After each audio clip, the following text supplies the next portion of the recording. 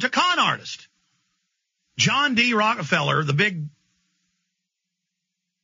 patriarch of the Rockefeller family, 150-something years ago when he got going, his father, talk about a devilish-looking guy with this big beard. You can pull up the Rockefeller family history online, look at him.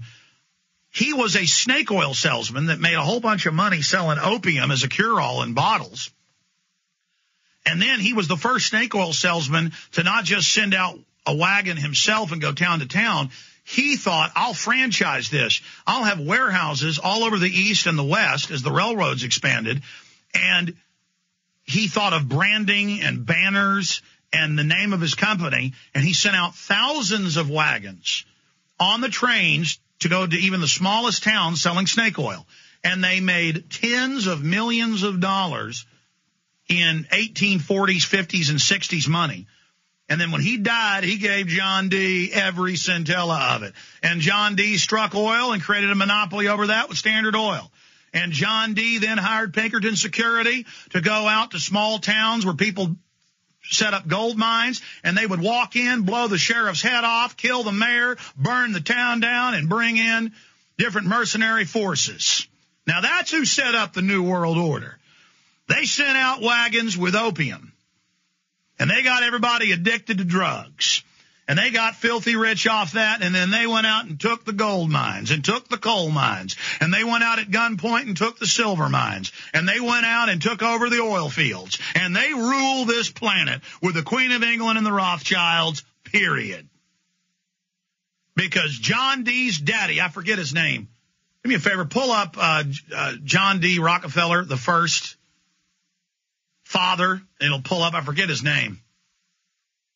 John D. Rockefeller's father, I forget his name. When we go live at prisonplanet.tv next hour, we'll have that and have his name for it. The name escapes me at the time. But that's the history of it. I've studied it, read several books on it.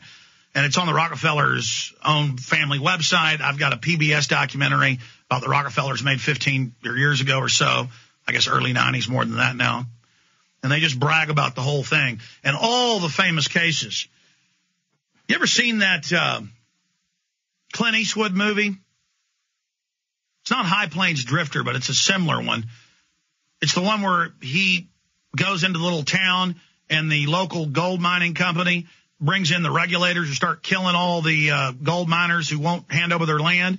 That is based on a whole bunch of true stories. They did that in Oklahoma and Colorado. They did that in Texas. They did that in California.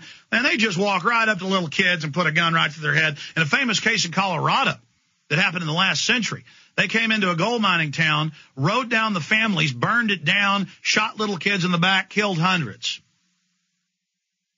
There's just too many cases of this. And that's all they are.